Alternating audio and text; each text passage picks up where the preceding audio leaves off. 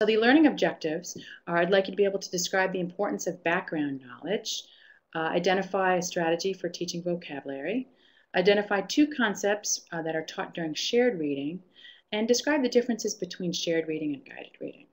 I'd also like to be able to identify a lesson format used to teach guided reading. All right, so the first thing is background knowledge. And background knowledge is a really fundamental component of reading. Background knowledge, very simply, is the knowledge that the reader has about a specific topic. It could be their personal experiences, it's the things that they've seen, that they've done, the places that they've gone, all the little things they know about one topic. They're important because the reader uses those things to make sense of the text, and they call it using their knowledge to construct meaning from the text. So I'll give you an example. So let's say a student's reading a book about going to grandma's house. Well, what's going to happen is they're going to think about all their experiences at grandma's house. They're going to think about going to grandma's house, going into grandma's house, what's grandma's house look like, what do they do when they're hanging out there, what does grandma sound like, what does she look like. So all the different things they know about going to grandma's house, they're going to use that to make sense out of the book about grandma's house. So that background knowledge is a really, really, really important component here. So again, all it is kids are calling up the things that they know about a specific topic and applying it to the book to help the book make sense. And background knowledge can be gained from so many different sources. Can be gained from the internet, from books, from movies, from going out into different places in the world, manipulating things with your hands, the things that you see, the things that you smell, the things that you hear. So it's ongoing. And you could see that with our students, they don't have those kinds of experiences the way typical kids do. So our students have really tough problems with background knowledge. And it might be that we spend a lot of time just building that background knowledge, and that's okay, because that's what our students need. So what's important here is that, if we're going to be doing this, we want to think about what our students already know about a topic or related schema and build off that. I think one of the keys here is that we need to start with what the student knows and just branch off from there, rather than kind of putting the topic out there and having it be unrelated and an isolated skill. So we always need to start out with what the student knows and build off of that. Here's an example of, actually, let me back up for a sec. Let me give you an example. Let's say that you're working with a student who, let's say you're working with the class about, maybe you're reading a book about going to the amusement park with them. And a lot of your students have never gone to the amusement park. And so they have very limited background knowledge about what to do and what's going on there. So you might spend a lot of time, maybe looking at movies on the internet about roller coasters or something like that. You might look at pictures. You might, talk to other people that have been to amusement parks. You might visit an amusement park maybe, but you'd be doing lots of hands-on stuff to build their knowledge about amusement parks. So that way when they read the book, it makes sense. And again, for our students, you might spend a lot of time building that background knowledge, but that's really important and that's really key to help them understand the book. Here's an example of a research-based program that's intended to build background knowledge for students. So this is just an example here. This is Meeville to Weeville. It's an early language and literacy program. And again, it's intended for very beginning kids. It builds language. It builds basic understandings about literacy. Like I said, it is research-based with students with significant disabilities. And you have the link there. There's an electronic article that you can download that describes the research. And in Meeville to Weeville, there's a scope and sequence, and there's different types of lessons that you can see that are listed there.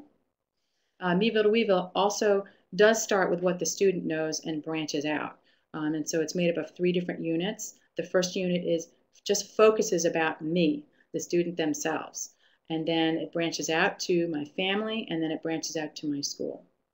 So this is just an example of a research-based program that's out there intended to build background knowledge through lots of different types of hands-on interactive lessons. Just a little bit, so that's a little bit about background knowledge, just a little bit about vocabulary instruction. According to the research, which is cited on the bottom there, most vocabulary is learned primarily through indirect means. It's learned by engaging in conversations in the classrooms, listening to adults read, students reading independently, and a lot. So that's interesting. A lot of the vocabulary is learned indirectly.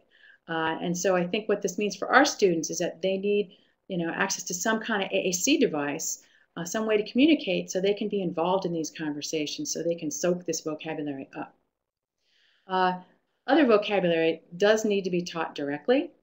And, for example, you might be looking at a book, previewing a book and picking out the vocabulary that's specific to that book and doing activities around that for kids before you read the book.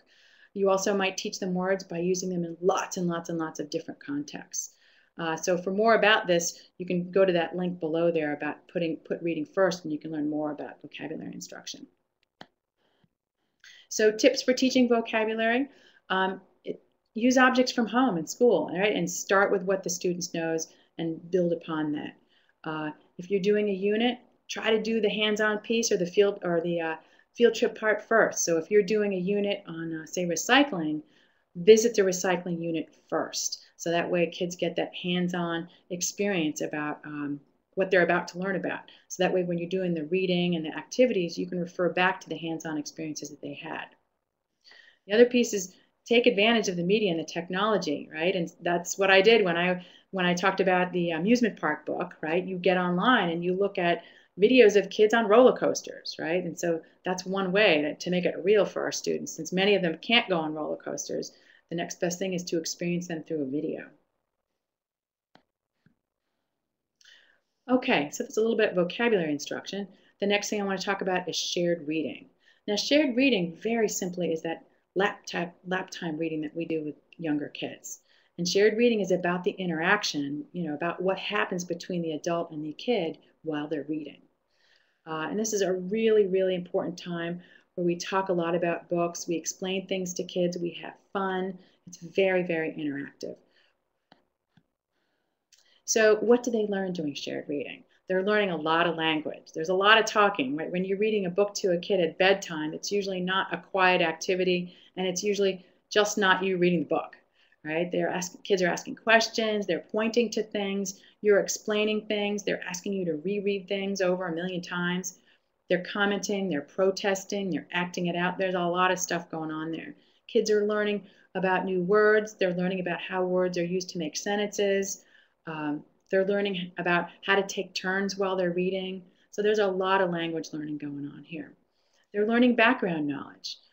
So for example, if you're doing a lot of science books or nonfiction books, they're learning about things in the world. So if you're reading a book about, say, butterflies, they might be learning about the life cycle of a butterfly. So there's a lot of background knowledge building. They're learning about a lot of concepts about print. So, you as an adult, when you're reading with a student, you're going to be showing them how, reading goes from left to right, top to bottom. You're going to be pointing to each word. So you're going to be showing them, how you use books. You're going to be, helping them learn how to turn the pages, showing them where the front of the book is, the back of the book, etc.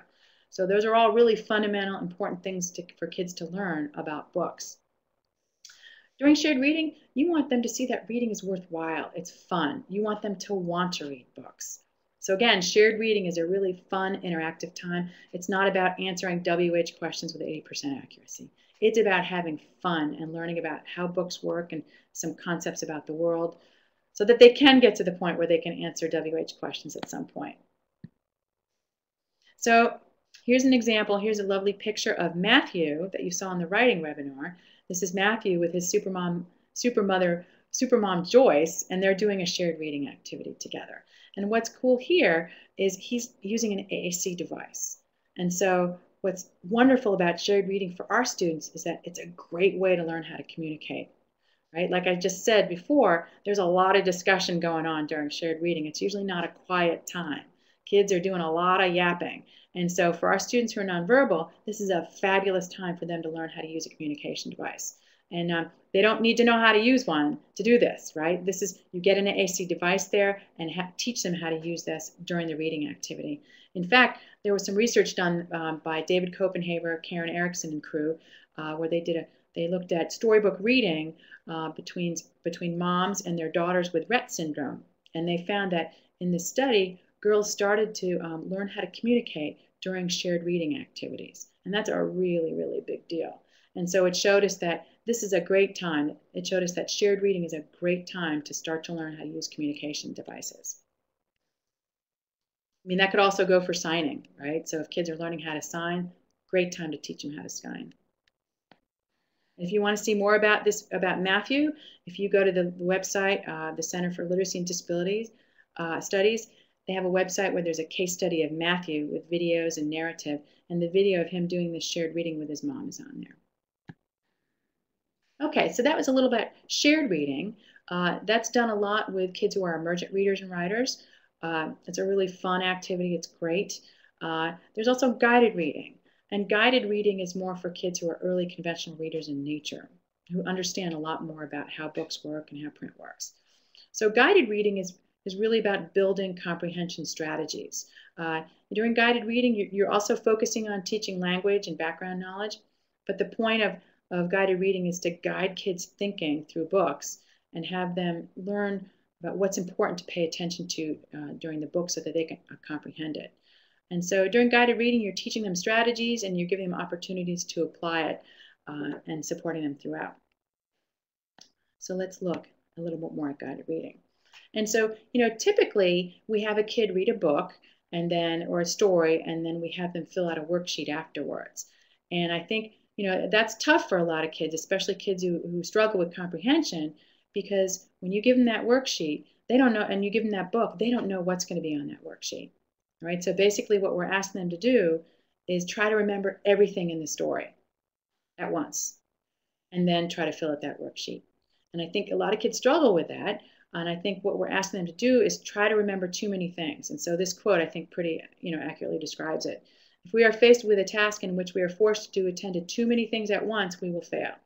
And I think that's what happens with a lot of kids with comprehension. They don't know what to look for in the text. They try to remember everything, and it just doesn't work. So here's an example of a guided reading approach that really supports kids with trying to tease out what's important in the text. And so this is right out of general education. This is something that's been around. This is an approach that's been around for over 2 decades. And this is a format based on a before, during, and after comprehension lesson. And so there are lots of different approaches to guided reading. There's lots of different types of guided reading lessons. This is just one format. So again, this is based on a before, during, and after format. So that means that you do something before you read. Then the during part is you just read. And then afterwards, you do some kind of task. So before you read, you're going to build or activate the kid's background knowledge about the book. And then, right before you read, you're going to set a purpose for them to read. So like, let's say you're going to read a book about a student going to school for the first time and how she feels about that. So you might say, okay, so here's a girl who's going to school for the first time. Let's talk about how you felt when you were going to school for the first time. So then you might have a discussion and talk about their feelings and just try to help them recall what they experienced. And then you're going to set a purpose for reading. You're going to say, all right, we're going to read this book so that we can identify the character's feelings. Right? So instead of trying to get them to memorize the whole thing, we're just having them look at one teeny little part of this book. And so you set the purpose, you say to them really clearly, and then you just read. You read to them or you had them read by themselves. So during the book reading, you're not going to be explaining anything to them because you want them to be listening for the purpose that you've set. After you're done reading, you're going to follow up with the purpose that you've set. So the purpose was, let's identify the feelings of the character. And so what you would do afterwards is make a list of the character's feelings. So that's a very simple approach, and I just gave you a very short example. And what's nice about this before, during, and after approach is that you can reread the same book multiple times for different purposes. So that way you're helping the kid kind of dissect the book and look for all the different parts of it. Here's some examples of some before, during, and after lessons. This is extending Meeville to Weevil lessons with the start to finish literacy starters. And these are just some examples. So Meeville to Weevil, which I mentioned before, builds background knowledge for kids. And what happens is these lessons jump off of there, and these are more early conventional types of lessons. And the extending Weevil to Weevil lessons have vocabulary lessons in them, and before, during, and after lessons, and writing lessons. And the reason I'm sharing this with you is because the before, during, and after lessons here are very good examples for this, and a lot of teachers use them as kind of templates or jump-off places to help create their own lessons. This whole package also consists of some books, the start to finish literacy starter books, and the lessons go with each of these books. So each one of these, you see the pictures on the screen, each one of these is a kit. So like the yearbook, Friends and Feelings, that's one kit, and a whole bunch of lessons go with that kit. The second picture that you see in there, Families, Rights, and Responsibilities, that's another kit. And there's a whole bunch of other lessons that go with that, etc. So that's a nice example. That's a nice resource that's out there. And this is also research-based. And the start to finish literacy starter books, they're just examples of accessible, age-appropriate books. I mean, we all know it's really hard to find books for our kids who are early struggling readers. And these are just examples of some. They were actually written exactly for our students. And these start to finish literacy starter books are based on they address a lot of content areas. So there's books about the solar system, books about volcanoes, life cycles, etc. Real things that we have to address in the curriculum. So again, these are just examples. These are from Don Johnston. They're Switch accessible. Again, these were written for our students. We're missing a picture in here, but these books, some of them have been textualized for kids who are blind. They've been textualized, so that way during guided reading activities, kids have the textuals to help the book make more sense.